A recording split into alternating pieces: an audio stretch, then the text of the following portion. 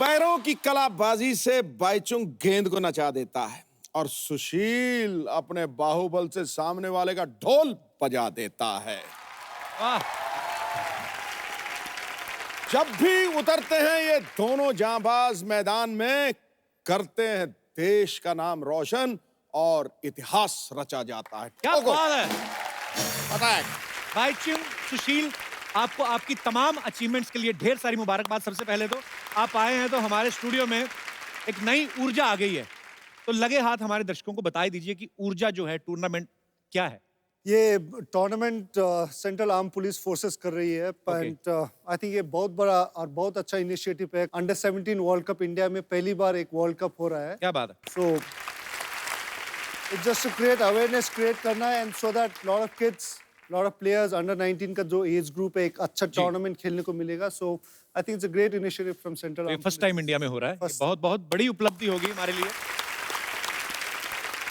तो सुशील जी, आप तो रेसलिंग से जुड़े हुए हैं, तो फुटबॉल को सपोर्ट करने का कैसे सोचा आपने? नहीं सर, जो रेसलर होते हैं, फुटबॉलर होते हैं, बॉक्सर होते जी। हैं, जो पावर गेम है वो फुटबॉल को सब लाइक भी करते हैं और खेलते भी, क्योंकि फुटबॉल जो है हमारी परफॉर्मेंस को उठाने में बड़ा योगदान करती है। जो भी कोई भी स्पोर्ट्स खेले, अगर फुटबॉल अच्छा खेलता हो तो दूसरा स्पोर्ट्स में सक्सेस जरूर मिलेगा। आप अच्छा MS खिलाड़ी धोनी को देख लीजिए। इसमें कोई शक नहीं है, मैं तो देख के थक जाता हूँ। मतलब सबके सब भाग रहे हैं, एक बॉल है उधर। सर एक बात बताइए, बहुत सारे क्रिकेटर्स का ऐसा मानना है कि जब हम लोगों को वार्म अप होना होता है तो हम फुटबॉल खेलते हैं। आप तो ऑलरेडी फुटबॉल खेलते हो, तो आप वार्म अप होने के लिए क्या करते हो फिर?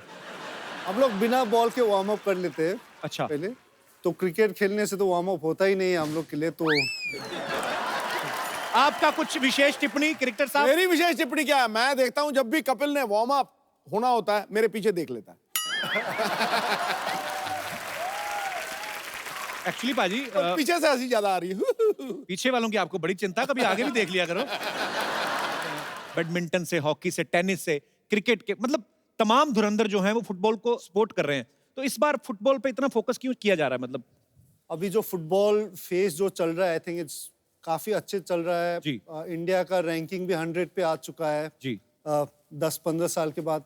सो आई थिंक जो फेज चल रहा है, आई थिंक अंडर 17 हम लोग के लिए टर्निंग पॉइंट रहेगा। अगर अंडर 17 हम लोग अच्छे ऑर्गेनाइज कर पाया तो this guys are gonna be the future for Indian football. So आशा करता है ये लोग अच्छा परफॉर्मेंस दे, एंड होपफुली इंडियन फुटबॉल का और जो सफलता अभी तक हुआ है और इससे और ज्यादा बहुत बहुत आगे जाएगा, इसमें कोई दो राय नहीं है।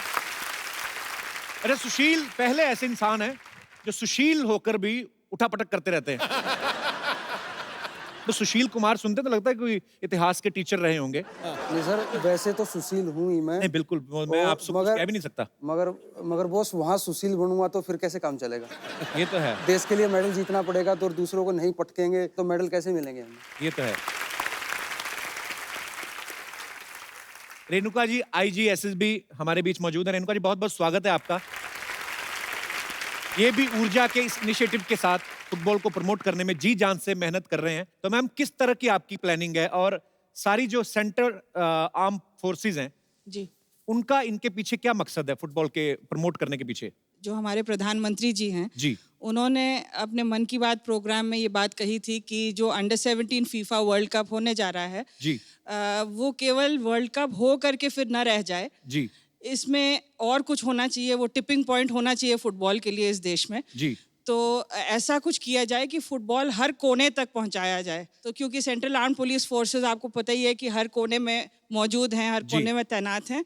तो इसीलिए हम लोगों ने 36 स्टेट्स और यूनियन टेरिटरीज सब जगह हम लोगों ने ये टूर्नामेंट ऑर्गेनाइज किए हैं। फेज़ 1 पूर्ण हो चुका है। तो ये मकसद है, फुटबॉल टैलेंट हंट टूर्नामेंट है। हम इसमें इसके माध्यम से हम रिक्रूट भी करेंगे, फुटबॉल को बढ़ावा भी देंगे, और जहाँ तक हो सके अवेयरनेस हम कोने कोने तक ले जाएंगे, ताकि क्रिकेट के अलावा और भी कोई गेम्स जो है वो प्रकाश में आए।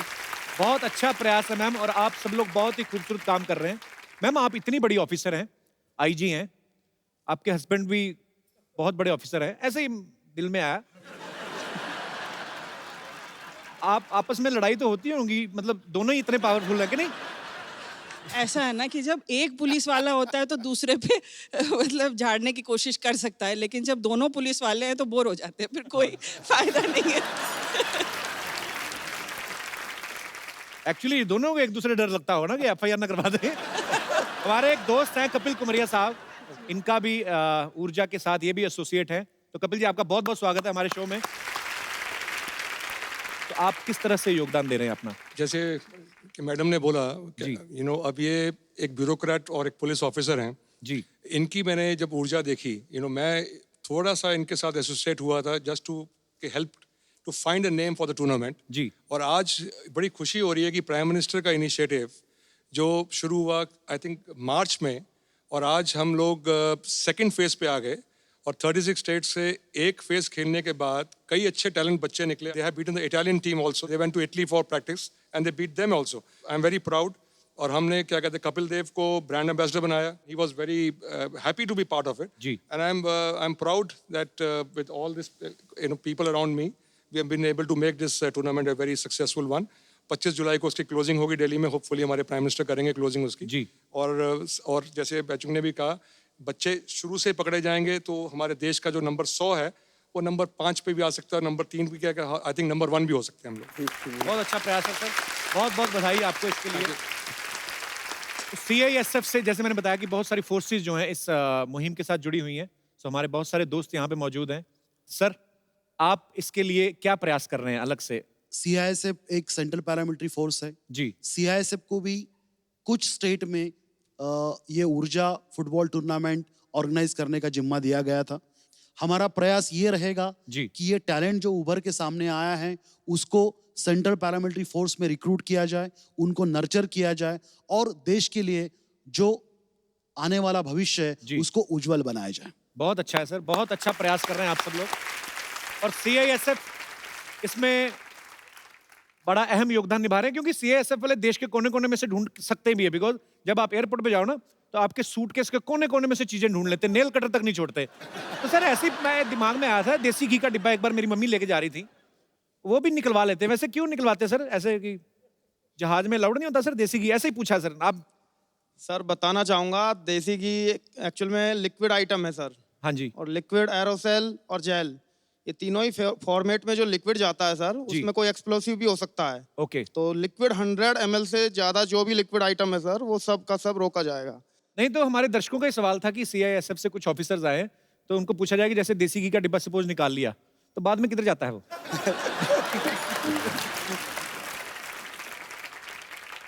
शाम को शिफ्ट खत्म होने के दौरान पूरा आइटम जी। यहाँ तक कि 10 रुपए का लाइटर हो या 50 पैसे की माचिस तक हो, वो आप वापस जा करके उसको आप ले सकते हैं। मैं अपनी फोर्सेस को सैल्यूट करना चाहता हूं सर। आप लोगों की वजह से, आपकी सतर्कता की वजह से जो है हम सब सुरक्षित हैं और हम थैंक यू।